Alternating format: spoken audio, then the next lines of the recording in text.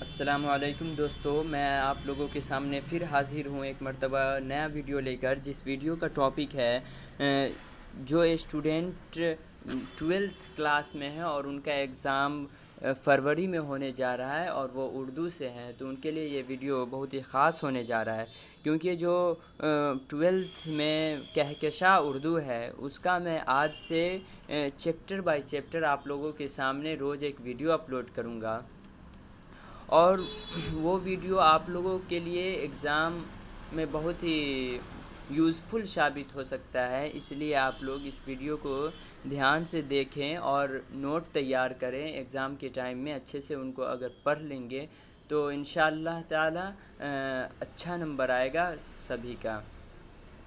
تو چلیے دوستو ویڈیو اسٹارٹ کرتے ہیں۔ ویڈیو اسٹارٹ کرنے سے پہلے میرا آپ سے ایک چھوٹا سا ریکویسٹ ہے، اگر آپ میرے چینل پر نئے ہیں تو میرے چینل کو سبسکرائب کر دیں اور بیل آئیکن کا بٹن ہوگا اسے دبا دیں، تاکہ میرا اگلا آنے والا ہر ویڈیو کا نوٹیفیکیشن سب سے پہلے آپ تک پہنچے اور آپ ویڈیو کو سب سے پہلے دیکھ سکیں۔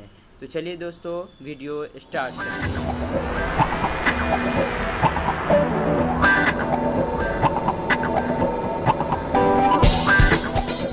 ہمارے نصاب میں جو شامل ہے خاکہ ڈاکٹر نذیر احمد کی کہانی، کچھ میری اور کچھ ان کی زبانی، جس کے مصنف ہیں فرحت اللہ بیگ۔ تو اسی چیپٹر کا میں پہلا جو کوشچن ہے وہاں سے شروع کرتا ہوں۔ تو فرسٹ کوشچن ہے کہ اردو کا پہلا باضابطہ خاکہ کون سا ہے؟ اردو کا پہلا باضابطہ خاکہ کون سا ہے؟ اس کا جو آنسر ہے ڈاکٹر نذیر احمد کی کہانی، کچھ میری اور کچھ ان کی زبانی۔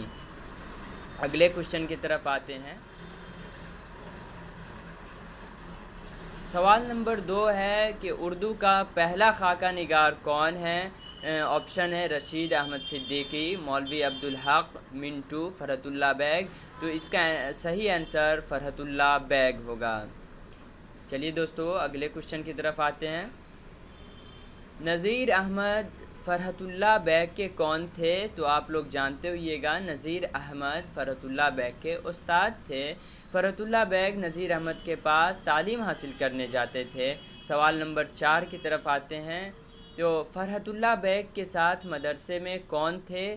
تو فرحت اللہ بیگ کے ساتھ مدرسے میں میاں دانی۔ یہ دوستو اب مختصر سوالات کی طرف چلتے ہیں۔ تو مختصر سوالات میں سب سے پہلا جو سوال ہے،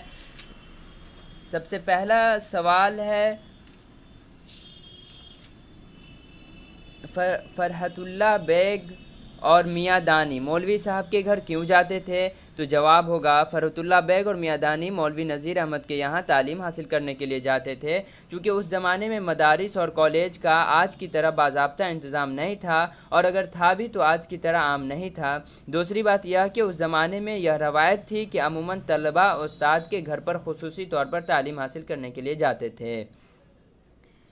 اگلا سوال ہے، سوال نمبر 2، کس عربی شاعر سے متعلق سبق کو پڑھانے کے دوران میاں رجا کی چھٹی ہو گئی؟ تو جواب ہے عربی زبان کے مشہور شاعر کے کلام کو پڑھانے کے دوران میاں رجا کی چھٹی ہو گئی۔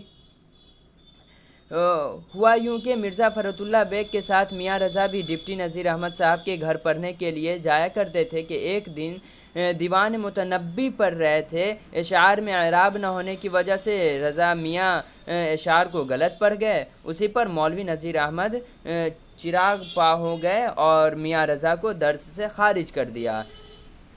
سوال نمبر 3 ہے، فرحت اللہ بیگ شاعری خوانی میں کس طرح کی غلطیاں کرتے تھے؟ جواب ہے فرحت اللہ بیگ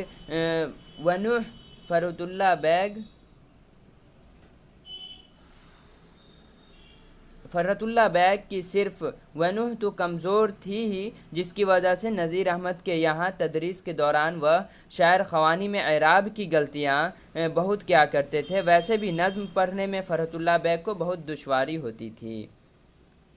سوال نمبر 4 ہے، میاں دانی شاعر پڑھنے میں کیسی غلطیاں کرتے تھے؟ تو جواب، میاں دانی شاعر خوانی میں اعراب کی غلطی تو نہیں کرتے تھے، لیکن شاعر کو کچھ اس انداز سے پڑھتے تھے کہ سننے والے کو لگتا تھا کہ میاں دانی شاعر کی بجائے نثر پڑھ رہے ہیں۔ حالت یہ تھی کہ پڑھنے کے دوران سکتہ تو کیا جھٹکا بھی پڑ جاتے تھے، جس کی وجہ سے مولوی نذیر احمد میاں دانی سے کفت رہا کرتے تھے۔ اگلا سوال ہے مولوی صاحب کے پڑھانے کا کیا طریقہ تھا؟ جواب: مولوی صاحب کو پڑھانے کا طریقہ یہ تھا کہ وہ پہلے بچوں سے ہی کتاب کی عبارت کو پڑھواتے اور سنتے تھے۔ اگر بچے صحیح پڑھ دیتے تو ٹھیک، ورنہ اپنی تلون مزاجی کی وجہ سے یا تو ایسے غلط عبارت پڑھنے والے طلبہ کو درس سے نکال دیتے تھے یا پھر ڈانٹ کر سمجھاتے تھے، پھر عبارت درست ہونے کے بعد ہی عبارت کی تشریح پڑھاتے تھے۔ اب ہم لوگ آتے ہیں طویل سوالات کی طرف۔ تو طویل سوالات میں ہیں مولوی صاحب اپنے شاگردوں سے کیوں غصہ ہو گئے تھے؟ تو جیسا کہ آپ لوگوں کو پتہ ہے کہ مولوی صاحب بہت ہی غصور تھے، تو مولوی صاحب اپنے شاگردوں سے اس لیے غصہ ہوتے تھے کہ وہ درس کے دوران شاگردوں سے پہلے کتاب کی عبارت پڑھوا کر سنتے تھے۔ اگر طلبہ عبارت غلط پڑھ دیتے یا کہیں اعراب کی غلطی کر دیتے تھے تو مولوی نذیر احمد صاحب عبارت غلط پڑھنے کو ناقابل معافی جرم قرار دیتے تھے۔ مزاج تھے ہی اوپر سے طلبہ کا غلط عبارت پڑھنا جلے پر نمک کا کام کرتا تھا۔ کسی طالب علم کے غلط عبارت پڑھنے پر یا عربی عبارت میں غلط اعراب لگانے پر وہ اس قدر چراغ پا ہوتے تھے کہ کبھی کبھی طلبہ کو درس سے نکال دیا کرتے تھے۔ مولوی نذیر احمد صاحب کے ایک شاگرد دانی میاں کا قصہ ہے کہ انہوں نے دیوان متنبی پڑھنے کے دوران متنبی کے اشعار کو کچھ اس طرح پڑھا کہ گویا شاعر نہیں نثر پڑھ رہا ہے۔ مولوی صاحب ایک دو اشعار تک تو خاموشی سے سنتے رہے، لیکن تیسرے شاعر میں بھی جب میاں دانی نے وہی غلطی دہرائی تو مولوی نذیر احمد کے غصہ کی انتہا نہ رہی۔ وہ میاں دانی پر اس قدر ناراض ہوئے کہ اس کو درس سے نکال کر ہی دم لیا۔ پھر جب غصہ ٹھنڈا ہوا تو دوسرے دن اسے درس میں شامل کیا۔ مختصر یہ ہے کہ مولوی صاحب بچوں کو پڑھانے میں بہت سختی کیا کرتے تھے۔ جب طالب علم ان کی سختی کو جھیل جاتا تو مولوی صاحب کے یہاں سے کندن بن کر نکلتا تھا۔ دراصل تدریس کے دوران سختی کرنا مولوی صاحب کی شخصیت کا ظاہر پہلو تھا، ورنہ حقیقت یہ ہے کہ وہ اندر سے بالکل نرم مزاج واقع ہوئے تھے۔ ظاہر سختی بھی تدریس کے معاملے میں ان کے اخلاص کا مظہر تھا۔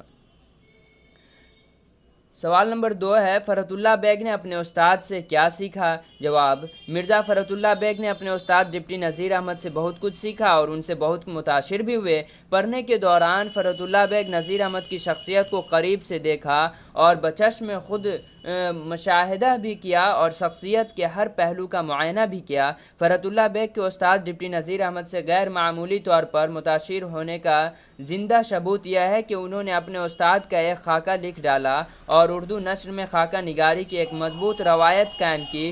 اس کے بعد سے ہی اردو میں صنف خاکہ نگاری کے بہت سے قدرداں پیدا ہو گئے۔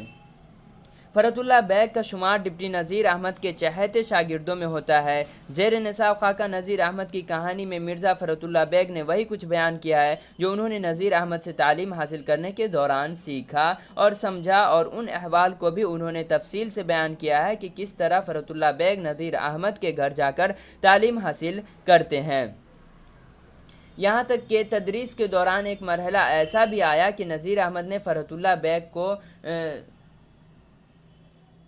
سراہنہ کہا کہ متن تم لوگوں کو نہیں پڑھاؤں گا،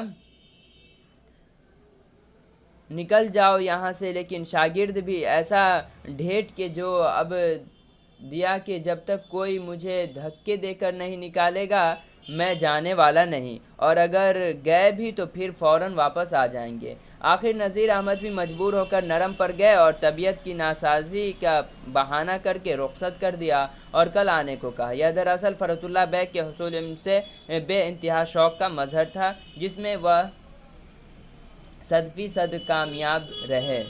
فرحت اللہ بیگ کی خاکہ نگاری کے بارے میں لکھیے۔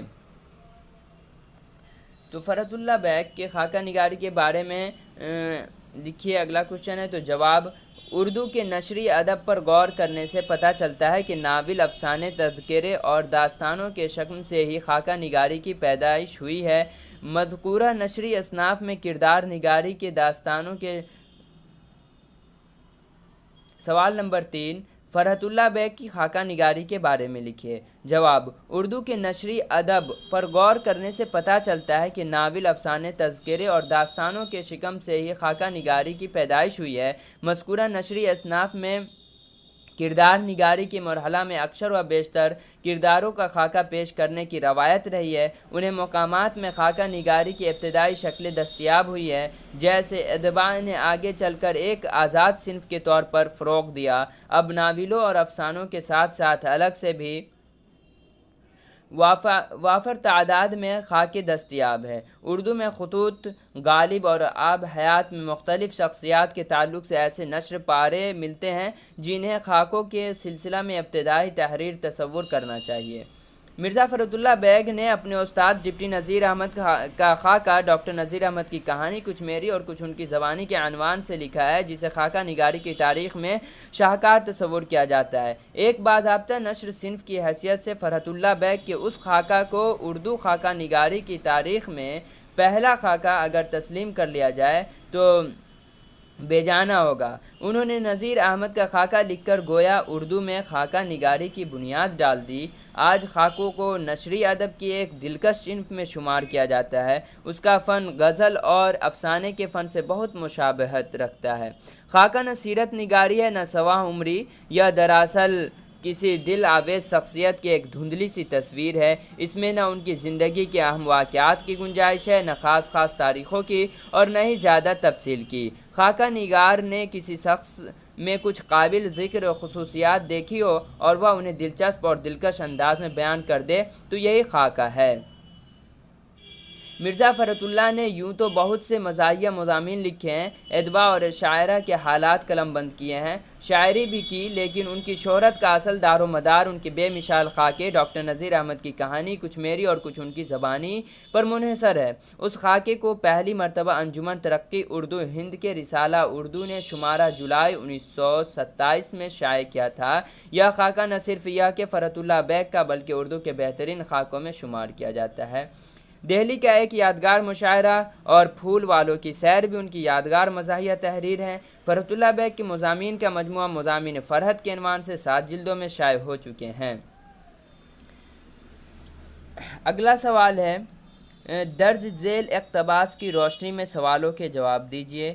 جب تک کوئی دھکے دے کر نہ نکالے گا اس وقت تک تو ہم جاتے نہیں، اور جائیں گے تو ابھی پھر آ جائیں گے۔ یہ قول کس کا ہے؟ تو جواب یہ قول مرزا فرت اللہ بیگ کا ہے۔ دوسرا سوال اسی میں، اس قول میں دھکے دینے کی بات کیوں کہی گئی ہے؟ تو جواب ہے، اس قول میں دھکے دینے کی بات اس لیے کہی گئی ہے کہ مرزا فرت اللہ بیگ ڈپٹی نذیر احمد کے چہیتے شاگرد تھے۔ وہ جانتے تھے کہ استاد کا غصہ مصنوعی ہے، وہ صرف علم کے شوق کو آزمانے کے لیے طالب علموں کو جاننے کے لیے کہتے تھے۔ دوسری بات یہ کہ وہ نذیر احمد کے سامنے ڈھیٹ بھی ہو گئے تھے۔ سوال نمبر 5 ہے، درج ذیل اقتباس کی روشنی میں سوالوں کے جواب دیجیے۔ خدا محفوظ رکھے، تم جیسے شاگرد بھی کسی کے نہ ہو۔ شاگرد کیا ہو، استاد کے استاد ہو گئے۔ اچھا بھائی، میں ہارا۔ اچھا، خدا کے لیے کتاب اٹھا لاؤ اور سبق پڑھ کر میرا پنڈ چھوڑو۔ اس میں فرسٹ سوال ہے، یہ قول کس کا ہے؟ جواب، یہ قول ڈپٹی نذیر احمد کا ہے۔ یہ بات کس سے کہی گئی ہے؟ جواب، یہ بات مرزا فرت اللہ بیگ سے کہی گئی ہے۔ سوال تیسرا، اس قول میں کس سے چھٹکارا پانے کی بات کہی جا رہی ہے؟ تو جواب ہوگا، اس قول میں مرزا فرت اللہ بیگ سے چھٹکارا پانے کی بات کہی جا رہی ہے۔ اس قول میں کون کس کا استاد ہو جاتا ہے؟ جواب، اس قول میں مرزا فرت اللہ بیگ نذیر احمد کے استاد ہو جاتے ہیں۔